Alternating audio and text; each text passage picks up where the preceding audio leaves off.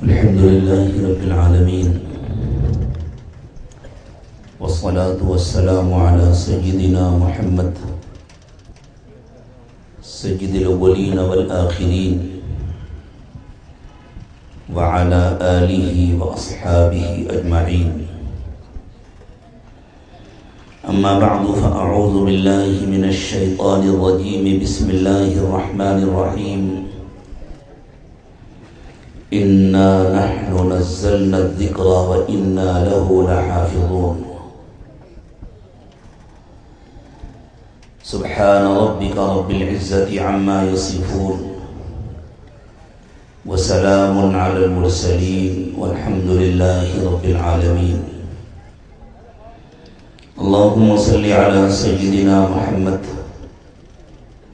وعلى آل سيدنا محمد وبارك وسلم.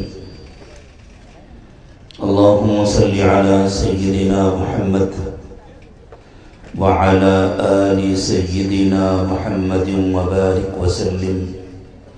اللهم صل على سيدنا محمد وعلى آل سيدنا محمد وبارك وسلم. حفاظت قرآن کے سلسلے میں خود قرآن میں ہی منزل قرآن پروردگار عالم نے ایک عجیب اعلان فرمایا. اس قدر تاکیدات کو جمع کر کے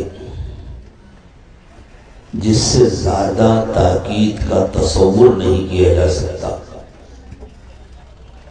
علماء جانتے ہیں کہ یہ کتنی بھاری بھرکم تعبیر ہے،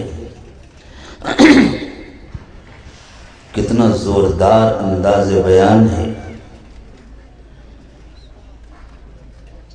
جس میں اللہ تعالی نے فرمایا اِنَّا نَحْنُ نَزَّلْنَا الذِّكْرَ. اس نصیحت کو ہم نے اتارا، ہم نے ہی اتارا. ہم عالی مرتبت، عالی شان، والا جان، ہم نے اتارا ہے اس کو. وَإِنَّا لَهُ لَحَافِظُونَ. اور یہ ہمارا چیلنج ہے کہ ہم اس کی حفاظت کر کے دکھائیں گے. ایک بہت بڑا اللہ کا نظام ہے جس کی جانب اشارہ کیا گیا ہے اس میں، اور جس کو کسی قدر تفصیل سے اللہ تعالی نے بیان فرمایا ہے سورہ کہف میں. سیدنا موسیٰ علیہ السلام کو جب اللہ نے اپنے ایک بندے کے پاس بھیجا، فَوَجَدَ عَبْدًا مِّنْ عِبَادِنَا آتَيْنَاهُ رَحْمَةً مِّنْ عِنْدِنَا وَعَلَّمْنَاهُ مِنْ لَدُنَّا عِلْمًا. کہ حضرت موسیٰ علیہ السلام جب اپنے خادم کے ساتھ سفر کرتے ہوئے اس مخصوص مقام پر پہنچ گئے جہاں دو سمندر جمع ہوتے ہیں، تو وہاں ان کی ملاقات ہوئی اللہ کے خاص اور نرالی شان کے بندے سے. اللہ فرماتے ہیں ہم نے ان کو ظاہری اسباب سے ہٹ کر علم دیا تھا. اس کو علم لدنی کہتے ہیں. آتیناہ رحمۃ من عندنا. ہم نے ان کو خاص رحمت سے نوازا تھا. وعلمناہ من لدنا علما. ایک علم وہ ہے جو دنیا میں سیکھا جاتا ہے، اساتذہ سے پڑھا جاتا ہے، مدارس میں، مکاتب میں، اسکولوں میں، کالجوں میں، یونیورسٹیوں میں، تعلیمی اداروں میں، جس کو محفوظ کیا جاتا ہے کتابوں میں. یہ بھی ایک علم ہے، یہی علم نہیں ہے. اور ایک علم وہ ہے جس کو اللہ تعالی ان سارے اسباب کے بغیر اپنے کسی بندے کے دل پر نازل فرماتے ہیں، اس کا القاء فرماتے ہیں۔ اگر وہ بندہ پیغمبر ہے تو اس کو وحی کہتے ہیں، اگر وہ بندہ کسی پیغمبر کا امتی ہے تو اس کو الہام کہتے ہیں۔ خود قرآن پاک کو پہلی مرتبہ اللہ تعالیٰ نے رسول اکرم صلی اللہ علیہ وسلم کے قلب اطہر پر اسی طرح نازل فرمایا، پھر قرآن کو کتابوں میں محفوظ کرا دیا اللہ تعالیٰ نے، نسخوں میں مصاحف میں محفوظ کرا دیا، سینوں میں محفوظ کرا دیا۔ اللہ تعالیٰ نے فرمایا وَإِنَّهُ لَتَنزِيلُ رَبِّ الْعَالَمِينَ نَزَلَ بِهِ الرُّوحُ الْأَمِينُ عَلَى قَلْبِكَ لِتَكُونَ مِنَ الْمُنذِرِينَ بِلِسَانٍ عَرَبِيٍّ مُبِينٍ وَإِنَّهُ لَفِي زُبُرِ الْأَوَّلِينَ۔ تو اللہ تعالیٰ نے اپنے ایک مخصوص بندے کے پاس بھیجا تھا، سیدنا موسیٰ علیہ السلام۔ حضرت موسیٰ علیہ السلام نے اللہ کی منشا کے مطابق جا کر ان سے فرمایا کہ میں کچھ دن آپ کے ساتھ رہنا چاہتا ہوں۔ انہوں نے معذرت کی کہ مشکل ہو جائے گی، آپ ہمارے ساتھ رہ نہ پائیں گے، اس لیے کہ آپ کو اللہ تعالیٰ نے جو علم دیا اس کی نوعیت الگ ہے، اور مجھے جو علم دیا ہے اس کی نوعیت الگ ہے۔ آپ مکلف ہیں شریعت کے، مجھے اللہ تعالیٰ نے تکوینی امور پر مامور کیا ہے۔ بسا اوقات اس کی حکمتیں فوراً سمجھ میں نہیں آتی تو آپ کو الجھن ہوگی، اور میں کام کرنے کا پابند ہوں، بتلانے کا پابند نہیں ہوں، اس لیے میں آپ کو وجہ بتلاؤں گا نہیں، تو نبھے گی کیسے ہماری آپ کی؟ حضرت موسیٰ علیہ السلام نے کہا نہیں، کچھ بھی ہو میں تو کچھ وقت آپ کے ساتھ گزارنا چاہتا ہوں، آپ سے کچھ سیکھنا چاہتا ہوں۔ تو انہوں نے کہا ٹھیک ہے آپ میرے ساتھ رہیں، لیکن ایک شرط ہے، خاموش رہیں گے، سوال نہیں کریں گے۔ ٹھیک ہے، اب وہ بھی ایک جگہ بیٹھنے والے تو تھے نہیں، انہوں نے اپنے ساتھ لے لیا حضرت موسیٰ علیہ السلام کو۔ سفر شروع ہوا، اللہ تعالیٰ کی منشا یہی تھی، مجھے اللہ کا ایک قانون سمجھانا ہے آپ کو۔ ایک کشتی پر سوار ہوئے وہ لوگ، اللہ تعالیٰ فرماتے ہیں اللہ کے اس بندے نے، قرآن نے اس بندے کا نام نہیں لیا اگرچہ آپ کو نام معلوم ہوگا، اللہ کے اس بندے نے کشتی کو توڑ دیا۔ حضرت موسیٰ علیہ السلام کو شکایت ہوئی کہ آپ نے کشتی کیوں توڑ دیا؟ کیا قصور کیا تھا ان لوگوں نے؟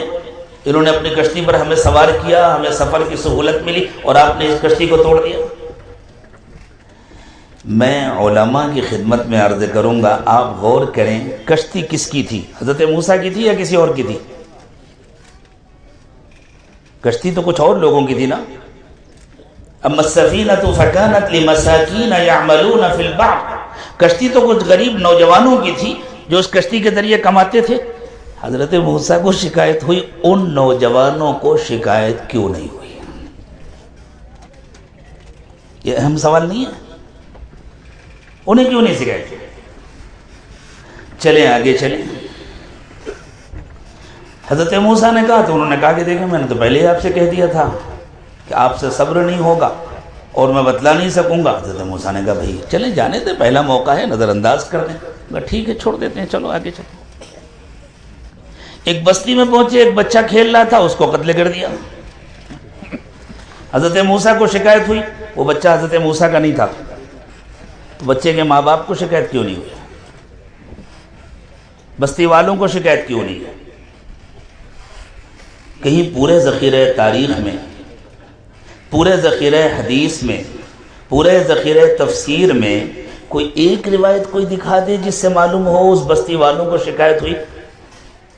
اور اگر بستی والوں کو شکایت ہوتی تو شاید ہمیں اگر حضرت موسیٰ اور حضرت خضر اور حضرت یوشع ابن نون کی قبروں کی زیارت کرنی ہوتی تو اسی بستی میں جایا کرتے، زندہ نہیں نکل سکتے تھے وہ لوگ وہاں سے۔ اگلے واقعے کو چھوڑ دیں، انہی دونوں واقعات پہ غور کر لیں۔ اصل میں یہ اللہ کا بنایا ہوا ایک نظام ہے۔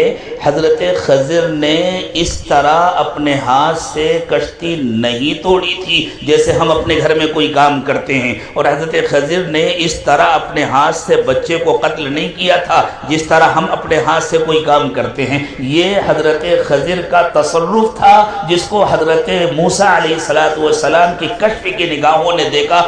باقی نظر آنے والے اسباب دوسرے ہوتے ہیں۔ نظر آنے والا سبب تو یہ ہے مثلا کہ وہ کشتی کنارے پہ لگائی جا رہی تھی۔ عام طور سے ندیوں کے کنارے، سمندروں کے کنارے پہاڑی چٹانیں ہوتی ہیں، کسی چٹان سے ٹکرائی ہوگی وہ کشتی اور اس کا سامنے کا تختہ ٹوٹا ہوگا۔ حضرت موسیٰ علیہ السلام نے دیکھا یہ ان بزرگ کا تصرف ہے، انہوں نے توجہ ڈالی ہے جس کے نتیجے میں یہ چٹان سے ٹکرائی ہے۔ باقی کشتی والوں نے بیچاروں نے افسوس کیا ہوگا، انا للہ و انا الیہ راجعون، کیا کریں کشتی ٹوٹ گئی۔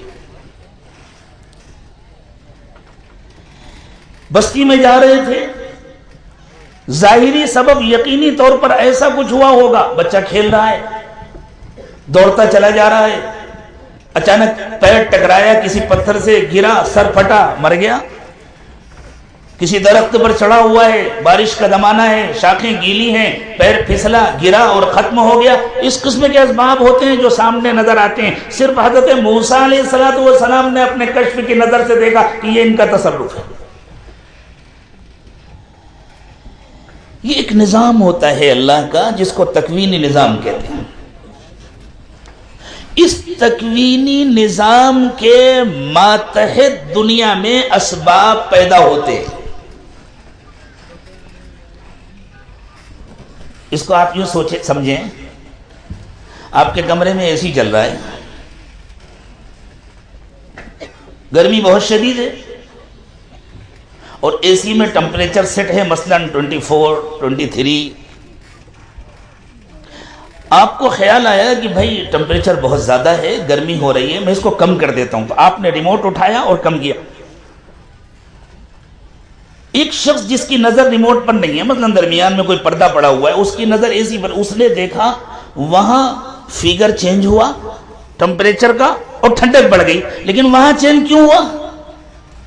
اس لیے کہ یہاں سے تصرف کیا گیا۔ اسی کو تصرف کہتے ہیں، اسی کو توجہ کہتے ہیں۔ یہاں جو ریموٹ سے توجہ ڈالی گئی اور یہاں سے جو تصرف کیا گیا، اس تصرف کے نتیجے میں وہاں ٹمپریچر چینج ہوا۔ اور یہ تصرف کیوں کیا؟ صاحبزادے نے تصرف اس لیے کیا کہ والد محترم نے کہا تھا کہ بیٹا ذرا ٹمپریچر بدل دینا، تو پیچھے سے اسے حکم ملا، پھر اس نے تصرف کیا، پھر سبب ظاہر ہوا۔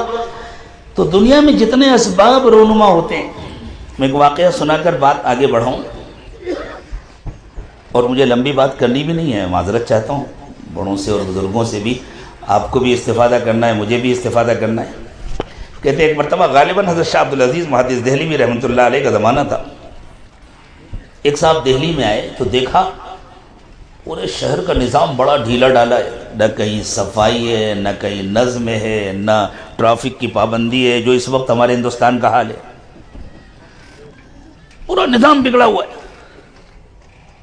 تو انہوں نے پوچھا، جن بزرگ کے پاس آئے تھے ان سے پوچھا، حضرت یہ کیا ہے؟ کہنے کہ اصل میں اس وقت جو صاحب خدمت ہے نا وہ بڑے ڈھیلے ڈالے ہیں۔ صاحب خدمت، اب کہاں شہر کا نظام اور کہاں صاحب خدمت؟ ان کا حضرت میرا ملنے کا دل چاہتا ہے، کہاں ملاقات ہوگی؟ فلاں جگہ خربوزہ بیچ رہے ہوں گے، ان کے پاس چلے۔ وہ گئے، ان سے جا کر خربوزہ خریدا، جان بوجھ کر کاٹا، تھوڑا سا کھایا کہ نہیں بھائی خربوزہ تو پھیکا ہے، اوہ ان کا پھیکا ہے، کوئی بات نہیں واپس کر دو، یہ اپنے پیسے لے لو۔ یہ سمجھ گئے ماشاءاللہ شفقت کا غلبہ ہے، اس کی وجہ سے نظام اتنا ڈھیلا ہے۔ کچھ دنوں کے بعد وہ آئے دہلی میں تو دیکھا ماشاءاللہ نظام بڑا چست ہے، ہر جگہ صفائی ہے، ہر جگہ پابندی کی جا رہی ہے، پولیس والے بھی اپنی خدمات انجام دے رہے ہیں، حکام بھی بہت اچھا کام کر رہے ہیں۔ انہوں نے انہی بزرگ سے جا کے کہا، حضرت اب تو حالات بہت بدلے ہوئے ہیں۔ فرمایا صاحب خدمت بدل گئے ہیں اور بڑے سخت آدمی ہیں۔ حضرت کہاں ملیں گے؟ فلاں جگہ چلے جاؤ، پانی پلاتے ہیں، ملیں گے۔ یہ گئے وہاں، جان بوجھ کر کے ان سے پانی لیا، خریدا اور اس میں چپکے سے ایک تنکا ڈال دیا ان کو آزمانے کے لیے۔ اور اس کے بعد کہنے کہ بھائی اس پانی میں تو تنکا ہے. انہوں نے پانی کا کٹورا لیا, اس کو پھینکا, ایک تھپڑ مارا, کہ پیسے نکالو. خربوزہ والا سمجھائے گا.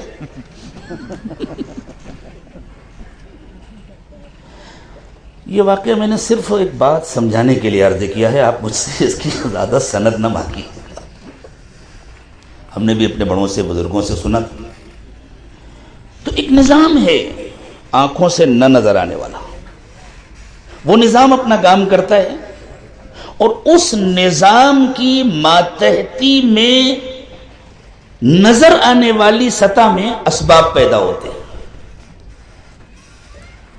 لیکن وہ نظام بھی کام کرنے میں مکمل آزاد نہیں ہوتا.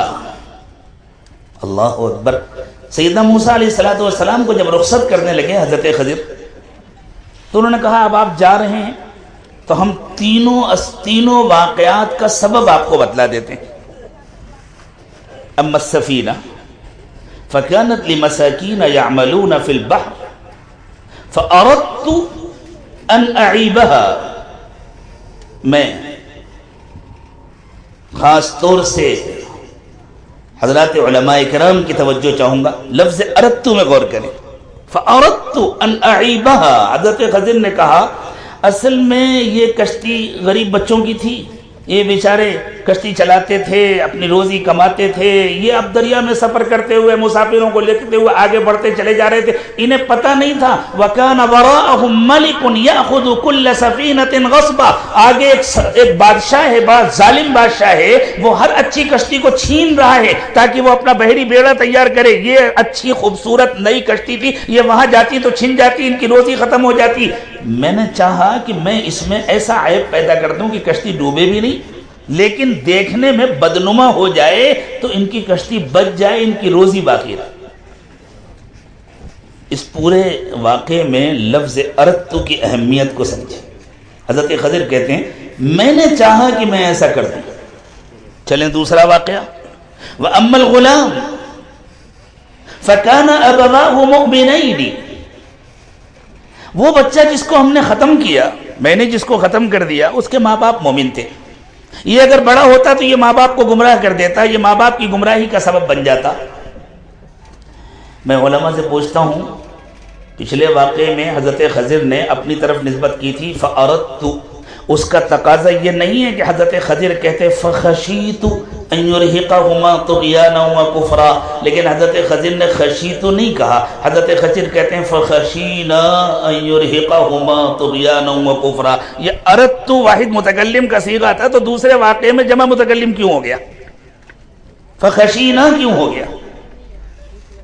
اور آگے چلیں, جب تیسرا واقعہ بیان کیا تو اب نہ اردتو کہتے ہیں, نہ خشینہ کہتے ہیں, نہ اپنی طرف نسبت کرتے ہیں, نہ اپنی جماعت کی طرف نسبت کرتے ہیں. وَأَمَّا الْجِدَارُ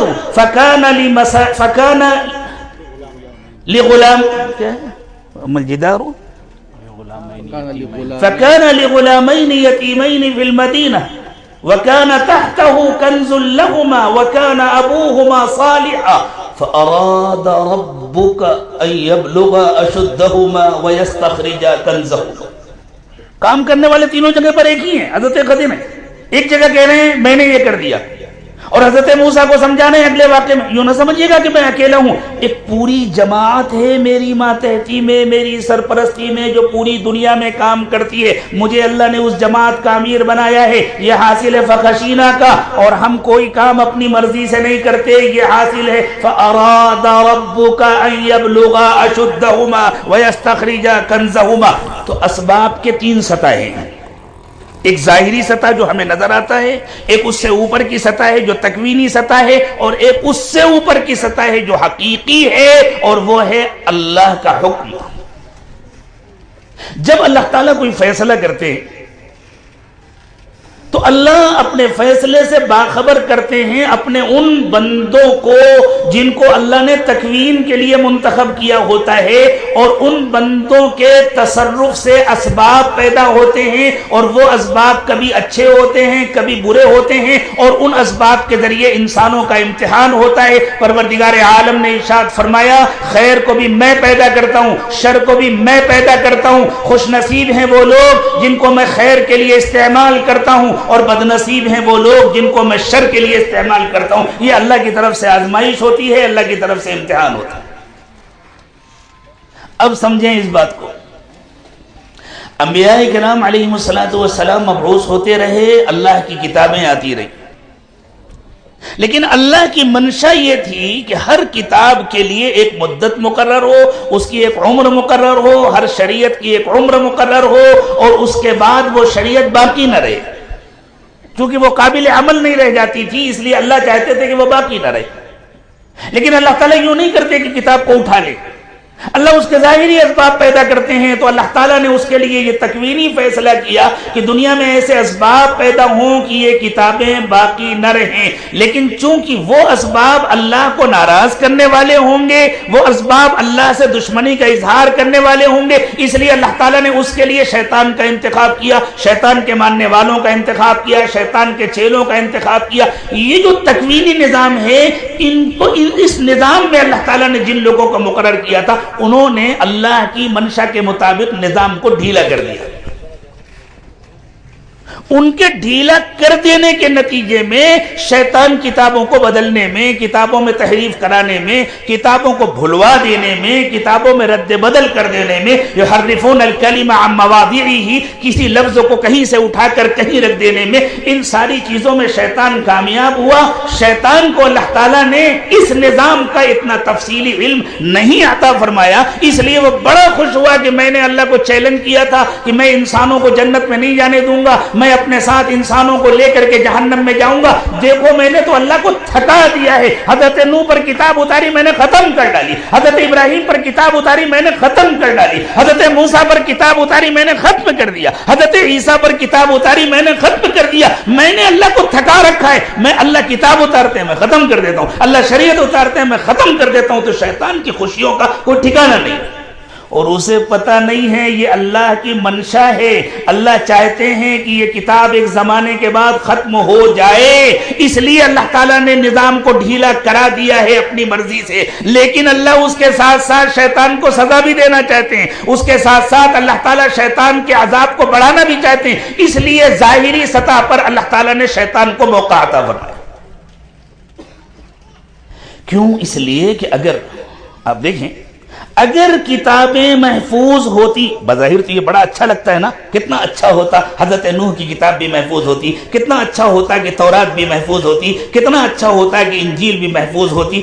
کبھی ہماری تمنا ایسی ہو سکتی ہے, لیکن ہماری تمناؤں سے دنیا کا نظام نہیں چلتا. لیس بامانیکم ولا امانی اہل الکتاب, نہ تمہاری تمناؤں سے کچھ ہوتا ہے نہ اہل کتاب کی تمناؤں سے کچھ ہوتا ہے. اگر وہ کتابیں موجود ہوتی دنیا میں تو وہ انسانوں کی ہدایت کا سبب نہ بنتی, وہ انسانوں کی ہدایت میں رکاوٹ بنتی. لوگ کہتے ہیں ہمارے پاس اللہ کی کتاب موجود ہے تو ہمیں کسی نئی کتاب کی ضرورت نہیں ہے, حالانکہ ان کو نئی کتاب کی ضرورت تھی. اس لیے اللہ تعالیٰ نے اتمام حجت کیا, تمہیں نئی کتاب کی اس لیے ضرورت ہے کہ تمہارے پاس پچھلی کتاب موجود نہیں ہے. تمہیں نئی نبوت کی اس لیے ضرورت ہے کہ تمہارے پاس پچھلی نبوت موجود نہیں ہے. تمہیں نئی شریعت کی اس لیے ضرورت ہے کہ تمہارے پاس پچھلی شریعت موجود نہیں ہے. اور حضرت محمد صلی اللہ علیہ وسلم کی تشریف آوری کے بعد اب کسی نئی کتاب کی قیامت تک اس لیے ضرورت نہیں ہے کہ حضرت محمد صلی اللہ علیہ وسلم پر اترنے والی کتاب موجود ہے. کسی نئی شریعت کی اس لیے ضرورت نہیں ہے کہ شریعت محفوظ ہے. کسی نئی نبوت کی ضرورت اس لیے نہیں ہے کہ نبوت محفوظ ہے. رات کے وقت میں آپ کتنے بلب جلاتے, اس وقت کیوں نہیں جلاتے؟ اس لیے کہ سورج نکلا ہوا ہے, اور نکلے ہوئے اتنے گھنٹے ہو گئے اس کے باوجود آپ نے نہیں جلایا. چاہے جتنے گھنٹے ہو جائیں, ابھی موجود ہے نا سورج. جب تک سورج موجود رہے گا اس وقت تک کسی چراغ کی ضرورت نہیں پڑے گی. جب تک نور نبوت محمدی محفوظ رہے گا اس وقت تک کسی نبوت کی ضرورت نہیں رہے گی. اور جس دن یہ نور بجھے گا اس دن زمین اور آسمان کا وجود ختم ہوگا. اس لیے اب قیامت تک کسی نبوت کی ضرورت نہیں ہے. تو اللہ تعالیٰ کی منشا تھی کہ یہ کتابیں محفوظ نہ رہیں. اس کے لیے اللہ تعالیٰ نے اپنی منشا کے مطابق تکوینی نظام کو ڈھیلا کرایا. اس تکوینی نظام کو ڈھیلا کرنے کا یہ نتیجہ ہوا. ایسا نہیں ہے کہ پچھلی کتابوں کے جو علماء تھے اور پچھلی کتابوں کے جو محافظین تھے اللہ نے ان کو ذمہ داری دی تھی، ان سے کہا تھا تم اس کی حفاظت کرو، بِمَسْتُحْفِظُوا مِن کتاب اللہ وَكَانُوا عَلَيْهِ شُهَدَاء، انہیں اللہ کی کتاب کی حفاظت کی ذمہ داری دی گئی تھی، ان سے کہا تھا تم حفاظت کرو، انہوں نے حفاظت کے لیے ایڑی چوٹی کا زور لگا ڈالا اور ان کی کوششوں کا اللہ نے ان کو اجر عطا فرمایا، لیکن اللہ کا تکوینی فیصلہ یہ تھا کہ حفاظت نہ ہو، اس لیے جان بوجھ کر تکوینیات پر جو حضرات مامور تھے انہوں نے نظام کو ڈھیلا کیا اور شیطان کامیاب ہو گیا اپنے کام کرنے میں۔ چونکہ شیطان کی عادت بگڑی ہوئی تھی، اسے یہ امید تھی کہ کئی دن کی بات ہے قرآن اترا، یہ بھی تو ایسی اللہ کی کتاب ہے نا، جیسے تورات تھی، جیسے انجیل، تھوڑا سا فرق ہے، وہ اللہ کی کتابیں ہی اللہ کے کلام ہے، ایک علمی فرق ہے جس کو علماء خوب جانتے ہیں، اور میں بہت تھوڑے سے وقت میں تشریح کر کے سب کو سمجھا نہیں پاؤں گا اس فرق کو، اور جن کو پہلے سے معلوم ہے ان کو بتلانے کی ضرورت نہیں، لیکن ہیں تو اللہ کی کتابیں نا۔ تو شیطان کو یہ اطمینان تھا کہ میں نبوت محمدی کا بھی یہ وہی حشر کروں گا جو میں نے حضرت موسیٰ کی نبوت کا کیا، حضرت عیسیٰ کی نبوت کا کیا، میں اس کتاب کا بھی وہی حشر کروں گا جو میں نے تورات کا کیا، انجیل کا کیا، صحف ابراہیم کا کیا اور صحیفہ نوح کا کیا، جن پہلی کتابوں کا جو حشر کیا۔ تو اللہ تعالیٰ نے شیطان کو چیلنج کیا اور انسانوں کو بتلایا اب ہم اپنا نظام بدل رہے ہیں، اب ہماری منشا بدل رہی ہے، پہلے ہماری منشا تھی کہ کتابیں محفوظ نہ رہیں، اس لیے ہم نے نظام ڈھیلا کرایا تھا اور شیطان اپنا کام کرنے میں کامیاب ہو گیا تھا، اب ہماری منشا یہ ہے چونکہ محمد رسول اللہ صلی اللہ علیہ وسلم خاتم النبیین ہے، اب قرآن کی ضرورت قیامت تک باقی رہے گی اور حضور کی نبوت کی ضرورت قیامت تک باقی رہے گی، آپ کی شریعت کی ضرورت قیامت تک باقی رہے گی، کوئی دن دنیا میں ایسا نہیں آئے گا جس میں اس کتاب کی ضرورت نہ ہو، جس میں اس دین کی اور اس شریعت کی ضرورت نہ ہو، اس لیے کہ اب دین و شریعت میں کوئی تبدیلی ہونے والی نہیں ہے۔ الیوم اکملت لکم دینکم واتممت علیکم نعمتی ورضیت لکم الاسلام دینا، اس لیے اب میں نے اپنا فیصلہ بدلا ہے اور شیطان کو چیلنج کیا جا رہا ہے، شیطان سے اللہ کہہ رہے ہیں میرے مقابلے میں تو کامیاب نہیں ہو رہا تھا، میں نے نظام ڈھیلا کرایا تھا، تجھے دھوکہ ہو رہا تھا کہ تو کامیاب ہو رہا ہے، اب میں اس نظام کو چست کرنے جا رہا ہوں، اب 1000 مرتبہ سر کے بل کھڑے ہو کر کے بھی اس کے ایک حرف کو مٹا سکو تو مٹا کے دکھا دو۔ تو اللہ تعالیٰ نے نظام کو چست کرایا، وہ نظام چلانے والی جماعت الگ ہے، ان کے تصرف سے ان کی توجہ سے اسباب پیدا ہوتے ہیں، یہ مدارس، یہ مکاتب، یہ درجات حفظ، یہ ہمارے ادارے اور یہ حفاظ کرام، یہ سب ظاہری سطح کے اسباب ہیں، کبھی کبھی اسباب بدل جاتے ہیں۔ 70 سال تک روس کی آزاد ریاستیں جو بعد میں آزاد ہوئی، وہاں 70 سال تک اللہ کا نام لینے پر پابندی لگی رہی، لیکن وہاں بھی قرآن کو نہیں مٹایا جا سکا۔ جب آزادی ملی 70 سال میں کتنی نسلیں بدل جاتی ہیں، کتنی نسلیں دنیا میں پیدا ہو کر ختم چلی جاتی ہیں، لیکن جب وہاں آزادی ملی تو ایک ایک ریاست میں ہزاروں کی تعداد میں علماء نکلے، کیوں؟ اس لیے کہ وہ نظام اندر سے کام کر رہا تھا، جب وہ نظام اندر سے کام کر رہا تھا تو یہ اسباب نہ صحیح کچھ اور اسباب پیدا ہوں گے، وہ اسباب پیدا ہو رہے تھے، کہیں چھپ چھپ کر تہخانوں میں قرآن پڑھایا جا رہا تھا، کہیں دکانوں میں قرآن پڑھایا جا رہا تھا، کہیں کھیتوں میں قرآن پڑھایا جا رہا تھا، علم دین بھی محفوظ رہا، اللہ کی کتاب بھی محفوظ رہی، کیوں؟ اس لیے کہ اللہ نے نظام بدلا اور اللہ نے اپنی شان و شوکت کے ساتھ اعلان کیا انا نحن نزلنا الذکر، یہ انا نحن نزلنا الذکر کی جو تاکید ہے، اس تاکید کا تعلق صرف حفاظت قرآن سے نہیں ہے، اس تاکید کا تعلق پچھلی کتابوں کی حفاظت نہ ہونے سے بھی ہے، ان کی حفاظت نہیں ہوئی اس لیے کہ وہ ہماری منشا تھی، اب کوئی مٹا نہیں سکتا اس لیے کہ ہماری منشا بدل گئی ہے، تو سب کچھ کر لیا۔ آج انٹرنیٹ پر محرف قرآن چل رہا ہے، چھاپنے کی کوششیں کی جا رہی ہیں، کیا کیا نہیں ہو رہا ہے، کتنی کوششیں ہو رہی ہیں مدارس کو بند کرنے کی، مساجد کو بند کرنے کی۔ خوش نصیب ہیں وہ سینے جن کا اللہ تعالیٰ انتخاب فرماتے ہیں، خوش نصیب ہیں وہ افراد، لیکن میرے دوستو یہ اللہ کا کرم ہے، یہ اللہ کا احسان ہے، یہ فخر و غرور کی بات نہیں ہے کہ ہم بڑا کام کر رہے ہیں، ہم اللہ کا جتنا شکر ادا کریں کم ہے۔ اللہ تعالیٰ ہمارا انتخاب فرمائیں اور اللہ تعالیٰ ہمیں سعادت نصیب فرمائے۔ اصل میں یہ اللہ کا فیصلہ ہے، کرم ہے اور احسان ہے پروردگار عالم کا کہ پروردگار عالم نے اپنے اس فیصلے کے نفاذ کے لیے ہم جیسے کمزور بندوں کا انتخاب فرماتے ہیں۔ لیکن آخری درجے کی رحمت ہے پروردگار عالم کی، کرتے خود ہیں اور کریڈٹ سارا انسانوں کو دے دیتے ہیں، کریڈٹ دے دیتے ہیں سارا نچلی سطح والوں کو، جن کے اپنے اختیار سے کچھ نہیں ہوتا، جو پابند ہوتے ہیں، جو مسخر ہوتے ہیں 100%، اس کے باوجود اللہ تعالیٰ ان کو کریڈٹ دیتے ہیں، لیکن اسی وقت تک کریڈٹ دیتے ہیں جب تک وہ خود کریڈٹ نہ لیں۔ جس دن انسان نے خود کریڈٹ لیا اللہ اٹھا کے پٹک کر دیتے ہیں اور اسے محروم کر دیتے ہیں۔ اللہ کہتے ہیں تم عاجزی کا اعتراف کرو، تم کہو اللہ ہمارے بس میں کچھ نہیں، تم کہو اللہ ہمارے اختیار میں کچھ نہیں، تم کہو اللہ ہمارا کوئی کمال نہیں۔ ہم کہیں گے نہیں نہیں تم نے کیا ہے، ہم تمہاری محنت کو ضائع نہیں کریں گے، ہم تمہارے اجر کو ضائع نہیں کریں گے۔ ان اللہ لا یضیع اجر المحسنین، اللہ کسی نیکی کرنے والے کے اجر کو ضائع نہیں کرتے۔ پھر اللہ تمہارے ماں باپ کو نوازیں گے، پھر اللہ اس قرآن کو تمہارے لیے قبر میں نور بنائیں گے، پھر اللہ اس قرآن کو تمہارے لیے پل صراط پر نور بنائیں گے، پھر اللہ اس قرآن کو تمہارے جنت میں ترقیات کا ذریعہ بنائیں گے اور کہیں گے پڑھو اور چڑھو، اقرأ ورتل کما کنت ترتل فی الدنیا، پڑھو اور جیسے دنیا میں پڑھتے تھے اس طرح اطمینان کے ساتھ قرآن پڑھو اور چڑھو۔ لیکن یہ اسی وقت ہے جب بندے کے اندر بندگی ہو، عاجزی ہو، وہ اللہ کا شکر گزار ہو۔ جس دن بڑائی آئی اللہ تعالیٰ فرماتے ہیں بڑائی میری شان ہے، جو میری شان مجھ سے چھینتا ہے، جو میری چادر میں پیر ڈالتا ہے میں اس کو پھاڑ دیتا ہوں۔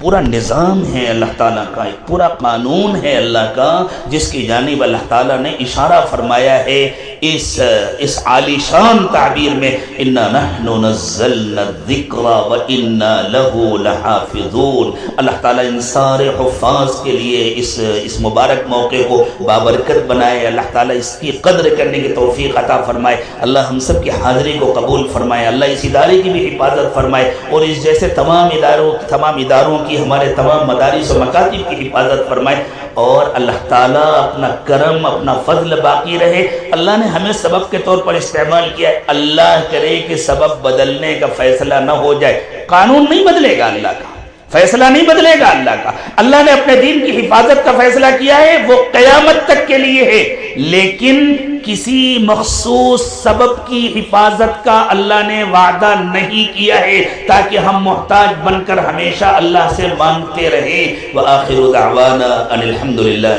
رب العالمین۔